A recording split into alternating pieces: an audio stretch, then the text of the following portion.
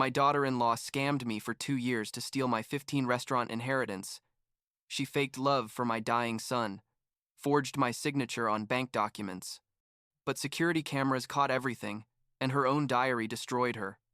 I'm 57 years old. I own 15 restaurants on the East Coast, and 2 years ago my son married a woman who turned out to be, basically, a professional scammer. And when I say professional, I mean this woman had such an elaborate plan that she'd even kept a journal documenting every step of her scheme to steal my estate. But anyway, I'm going to start from the beginning, because this story is so crazy that if I don't tell it in order, nobody's going to believe me. I built my restaurant empire from scratch, literally. I started washing dishes when I was like 22 years old, fresh off having nothing, and for 30 years I worked like an animal to get where I am. My wife, Jennifer, was with me the whole time. You know, from when we could barely pay rent to when we opened our first restaurant, and then the second one, and so on, until we got to the 15 I have now. It's not like I'm Jeff Bezos millionaire rich, but let's say we're doing well. Very well. Jennifer handled all the administrative side. I was incredible with numbers, and I took care of the operational part and opening new locations. We had 2 kids, Ryan, who's now 31 and works selling pharmaceutical products, and my daughter, who's 28 and works in the compliance department of a bank, which, looking back, ended up being very useful for this whole situation. About 2.5 years ago, Ryan met Melissa. She was 28 at the time, had 2 kids from a previous marriage, Scarlett and Wyatt, who were 6 and 8 back then, and worked as an administrative assistant at some company or whatever. At first she seemed normal, honestly. A bit intense, yeah, but nothing that raised huge red flags. They got married pretty fast, like after 6 months of dating, which seemed rushed to me, but Ryan was in love and, well, he was an adult to make his own decisions. Jennifer and I went to the wedding, met the kids, all good. But then Melissa started with the questions. And they weren't normal, curious. Daughter-in-law questions. You know what I mean?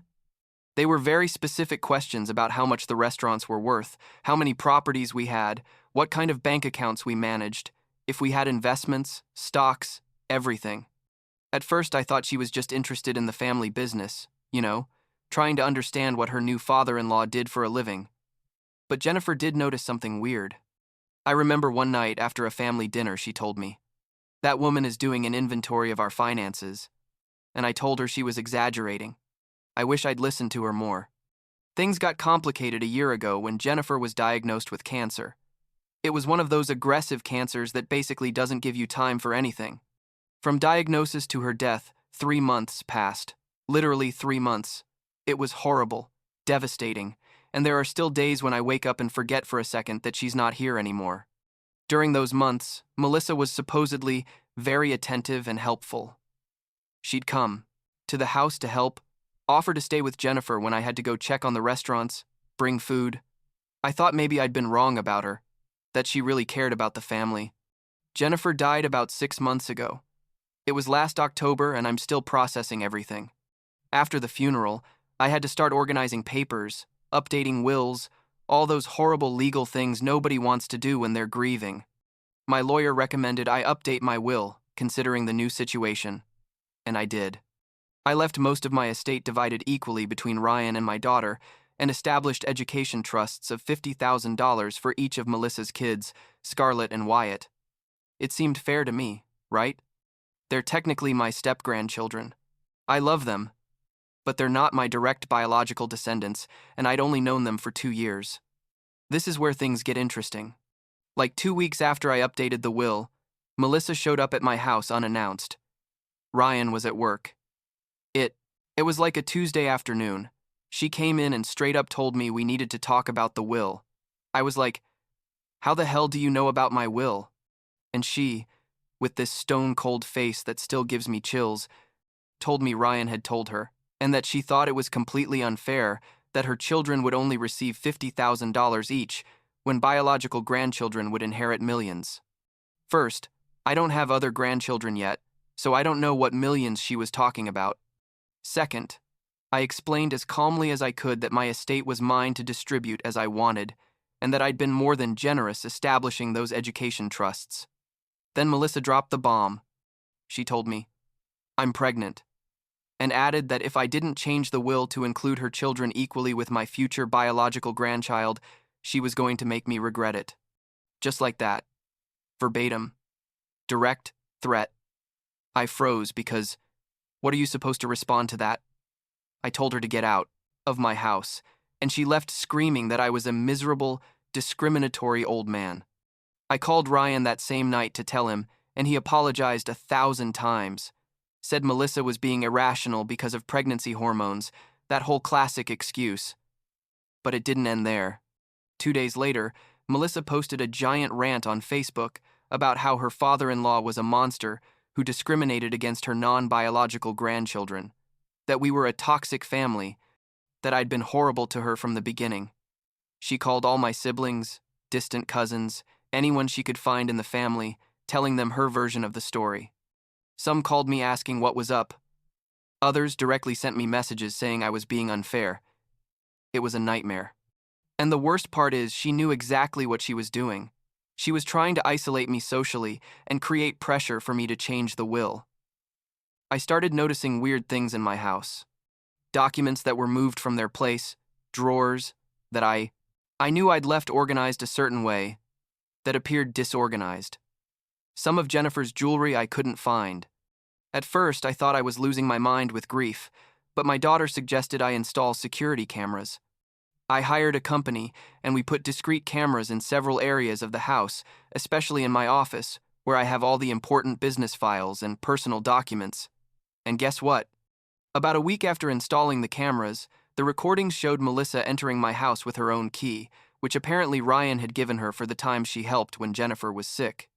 The nerve of this woman went straight to my office, opened the file cabinets, and started taking out documents and photographing them with her cell phone. It was 3 in the afternoon on a Wednesday. She knew I was at the main restaurant doing inventory like I do every Wednesday. She was there for like 40 minutes, going through everything, taking pictures of bank statements, property documents, restaurant contracts, everything. I showed the recordings to my lawyer and he almost fell out of his chair. He told me this was evidence of trespassing and possible attempted identity theft, that I had to go to the police immediately. But before doing that, I called Ryan and told him to come to my house alone, without Melissa. When I showed him the videos, he turned white, like literally lost all color from his face. He said he had no idea, that Melissa had told him she'd gone to my house just to look for some of Jennifer's recipes that I'd supposedly promised to give her. Lie upon lie. Ryan left that day saying he was going to confront her, and 2 days later he called me completely destroyed. Turns out, after seeing the videos, Ryan started going through Melissa's things and found a journal. Not a normal journal where you write about your feelings, no. It was basically a step-by-step plan of how to infiltrate our family, gain our trust, and eventually obtain access to the inheritance. There were entries from before they even got married. The first entry was like, met Ryan at a networking event. He works for a pharmaceutical company, but his father owns a restaurant chain. Investigate further. Like we were a target, you know? There were pages and pages detailing how she approached him, how she researched our finances, how she planned to use the pregnancy as leverage to get more money. My daughter, thank God for her job in bank compliance, suggested we check if Melissa had tried to do anything with the documents she'd photographed. And sure enough, when we contacted our banks, we discovered she'd tried to open trust accounts in my name using forged documents. She'd forged my signature on several papers, trying to establish trusts that named her as co-trustee with access to the funds. The bank rejected her because the signature didn't match perfectly and there were inconsistencies in the documents. But she'd tried. She'd really tried. We presented all this to the First Mahdi, police, the video recordings, the journal, the evidence of attempted bank fraud, everything. The detectives assigned to the case started investigating deeper and discovered that Melissa had done this same thing before. Her previous husband, the father of Scarlett and Wyatt, had died in a car accident when the kids were babies. Melissa had tried to claim an inheritance from her dead husband's family, and when they rejected her, she sued them. She lost the case, but basically harassed them for years. And there were indications she'd attempted similar schemes in 2 other states with other families, though they hadn't led to formal charges. So when Melissa was like 5 months pregnant, she showed up drunk at my main restaurant on a Friday night. The place was packed. It was peak hours, and she came in screaming that I was a thief, that I was stealing her children's inheritance, that she was going to ruin me. The manager tried to calm her down, but Melissa was completely out of control. She said, and she said this in front of like 50 customers, that she was going to abort the baby so I'd never meet my grandson if I didn't give her what she deserved. We called the police, and when they arrived, she tried to bribe them, saying my family would pay them if they arrested me for harassment. The officers arrested her for disorderly conduct and attempted bribery. All this culminated in a giant legal nightmare. Between the trespassing, the attempted bank fraud, the document forgery, the threats recorded on video, and now the restaurant incident, the prosecution put together a pretty solid case against her. Ryan filed for divorce immediately, and also requested emergency custody of the unborn baby, arguing that Melissa was unstable and a danger. The judge ordered Melissa to undergo psychiatric evaluation and put her under social services supervision for the rest of the pregnancy. The psychiatrist who evaluated her basically said she had severe antisocial traits and a history of manipulative and fraudulent behavior that suggested a pattern of criminal conduct, not just isolated episodes. They presented all this in court, and it was a show, literally. Melissa cried and said it was all a conspiracy against her, that Ryan and I were using her as a scapegoat, that she'd only tried to protect her children. But the evidence was overwhelming. The journal alone was enough to demonstrate premeditation. Melissa gave birth to a beautiful baby boy. In March of this year, Ryan was there. I went to the hospital too, although I kept my distance. She was wearing an ankle monitor because she was still under court-ordered supervision. The baby was born healthy, thank God, because with all the stress and the fact that Melissa had been drinking during the pregnancy, we were all worried. Ryan got primary custody of the baby immediately after birth. Melissa can see him twice a week, but only with supervision. As for the criminal charges, she ended up accepting a plea deal. They gave her 18 months in prison, but she only had to serve 90 actual days because the judge considered she had 2 dependent minor children and that the newborn baby needed some contact with his mother. The other 15 months were suspended. They also gave her 5 years probation, considerable fines she has to pay, and mandatory psychiatric treatment. She's prohibited from approaching me or my house, and any communication with Ryan has to be exclusively about the kids and through a monitored co-parenting app. The restaurants, ironically, are doing better than ever. All this publicity, although it was horrible to live through, ended up generating more traffic. People are morbid, I guess. My flagship restaurant where she made the scene now has a waiting list on weekends. My daughter has been helping me more with the administrative side, filling a bit of the void Jennifer left. Ryan is doing therapy, trying to process everything. He's being an incredible father to the baby. He's like 4 months old now, and he's beautiful. He has Jennifer's eyes, which makes me cry every time I see him. As for Scarlett and Wyatt, Melissa's kids, I kept the education trusts for them. It's not their fault to have a mother like that, and honestly, I love them. Melissa got out of prison 2 months ago, lives in a small apartment in another county and works at some office job or whatever. She sees her 3 kids under supervision, but basically lost her primary role in their lives. Ryan has physical custody of the baby, and the family of Melissa's first husband has custody of Scarlett and Wyatt, with her only having supervised visits as well.